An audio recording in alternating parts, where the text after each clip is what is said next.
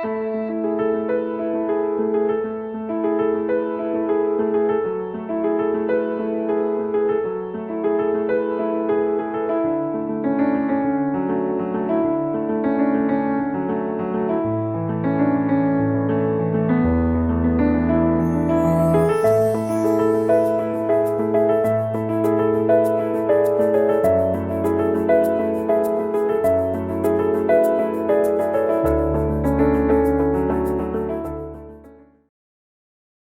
everyone! Welcome to Shadrach's Academy. My name is Anne, a baby wearing coach and trainer for Shadrach's collection. And today, it's a very special day dahil makakapanayam natin ang isa sa administrators ng pinakamalaking baby wearing community dito sa Pilipinas, ang Babywearing Philippines. They have about 60,000 active members in the group, all happy and proud baby wearers. So today, makakausap natin si Dr. Jamine Cruz Nalumen. Actually, today, gusto ka lang natin makausap. We want to know your insights and your experience on what baby wearing is. Ano ba ito? Ano ba yung mga things to things to remember when it comes to safety, paano mamili. So, chika lang tayo today, okay? Alright, simulan na natin. Please tell us a little bit more about yourself. Hi, I'm Jamine Cruz Nalumen. I'm a pathologist by profession. I'm a mother of 4. This is my youngest. He's 2 months old. I've been baby wearing since, kung serious baby wearing, I've been baby wearing since 2015. I've been an admin with BWP since 2016. What else? Yeah, so baby wearing is the use of safe and ergonomic baby carriers. Marami tayong mga baby carriers ngayon, from wraps to ring slings to the buckled ones or the SSCs. Para kanino ang baby wearing? It's for everyone. It depends on your budget, depends on your preference. So, all who takes care of their babies in the household Can definitely benefit from it. Ano? Yes. So as a parent, you're able to multitask. Like for me, I'm a working mom. So while the baby is asleep in my carrier, nakakatrabaho ko, halimbawa sa laptop or sa phone. And then, napansin ko with my kids, lalo na those that I've been able to baby wear properly, they're actually more confident with themselves. So, you mentioned kanina myths. So, that's one of the myths na if you baby wear a kid, nagiging mas, unsure of themselves, they don't want to walk, ganyan. But, with my kids, ang experience ko is the moment that they started walking, they're more confident with themselves, and yun nga, they're actually mga performers sila, gustong-gusto nila na to be independent. That's right. Yeah. So, kung yun yung mga benefits for the baby, what do you think are the benefits for the parents naman? For the mom or the dad or whoever is caring for your baby? Yun nga, I mentioned earlier na they're able to multitask. And also, at the same time, when you are baby wearing your kid, you're easily able to read the cues of the baby. So, for the baby, since madali mabasa yung cues niya, madali na attend to yung kanyang needs. And then, for the breastfeeding mom, it's much easier to breastfeed in a carrier kasi, like for me, my favorite at this age is the ring sling kasi i-adjust ko lang ng konti and then I'm able to breastfeed in the carrier, and at the same time, yung long tail, nagagamit ko siya as a cover. Paano naman kung malaki na yung baby? Is it too late to use a carrier? Kunyari, medyo toddler na. Will they still benefit from it? Will the parents still benefit from it? For me, my toddler, I like to put them in an SSC sa likod ko, lalo na pag nagmo-malling kami. Yes. So, helpful pa rin Helpful talaga. pa rin siya. That's right. Yun nga lang, if you start late, may konting struggle na how to get the baby used to the sensation of a baby carrier.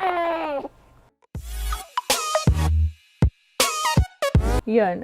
Meron tayong tinatawag na TICS, which is a guide for the safe practices of baby wearing. So, start with T. It's supposed to be tight or snug.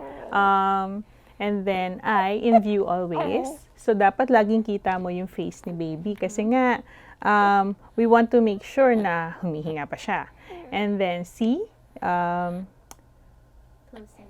close enough to kiss. So, dapat yung when you wear baby, dapat ganito siya kataas na kayang makiss yung ulo niya. And then, K is keep the chin off the chest. So, dapat nakakahinga siya. Kasi lalo na with newborns, pagka naipit kasi yung airway, that's a risk for asphyxiation. So, it goes back to the letter T na dapat tight siya kasi if the carrier is tight enough, yung support, yung chin niya, hindi siya magfa-fall onto the chest. And then finally, S is for support of the back. So, dapat yung likod niya, you support it in its natural anatomic position. Yung kasabihan nila na baka makurba o masyadong nakakurba, ano ba yung totoo at yung tamang impormasyon? So, especially with the newborns, the spine is in the natural C position.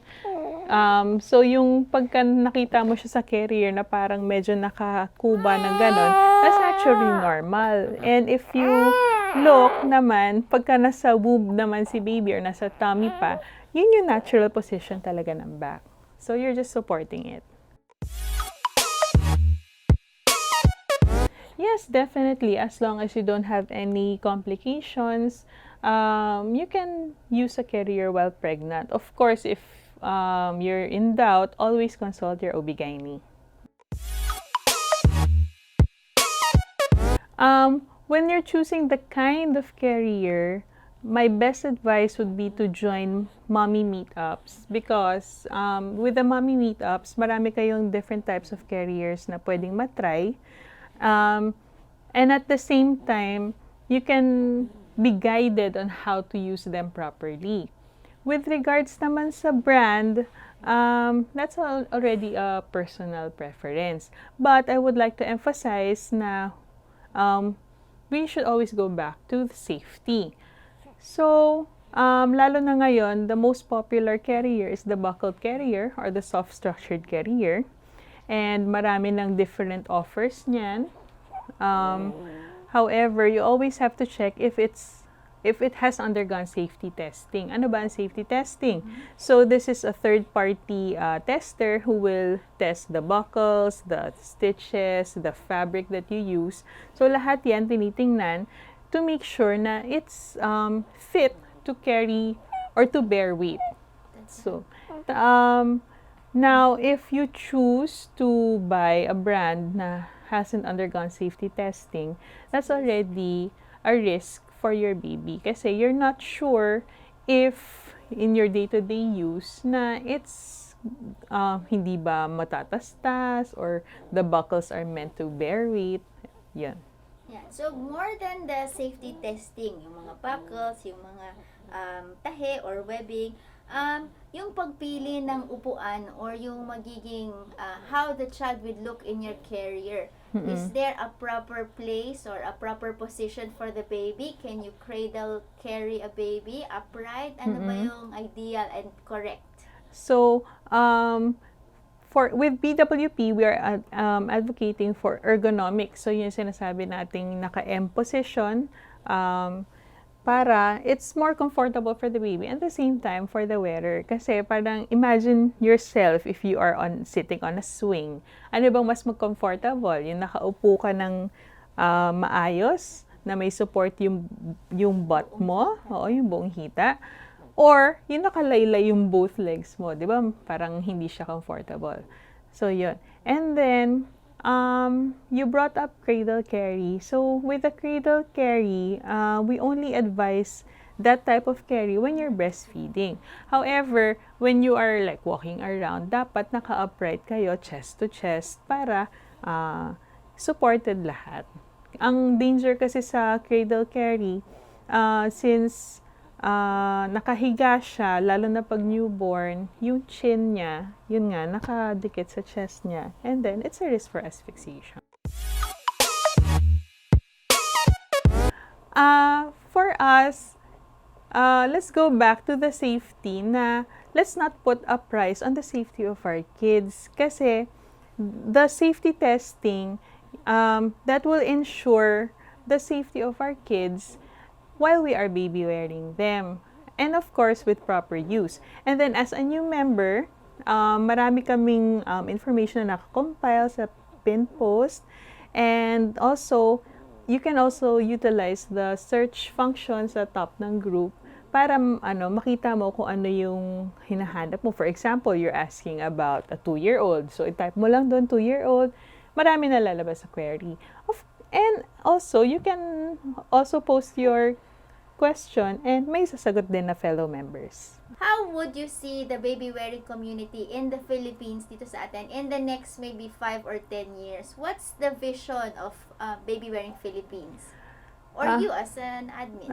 Well, for BWP, we're still fighting for safe baby wearing. So we're hoping na the government will also support that and come up with safety guidelines for the proper baby wearing. Kasi at the moment, we have a lot of carriers available in the market that haven't undergone safety testing. So,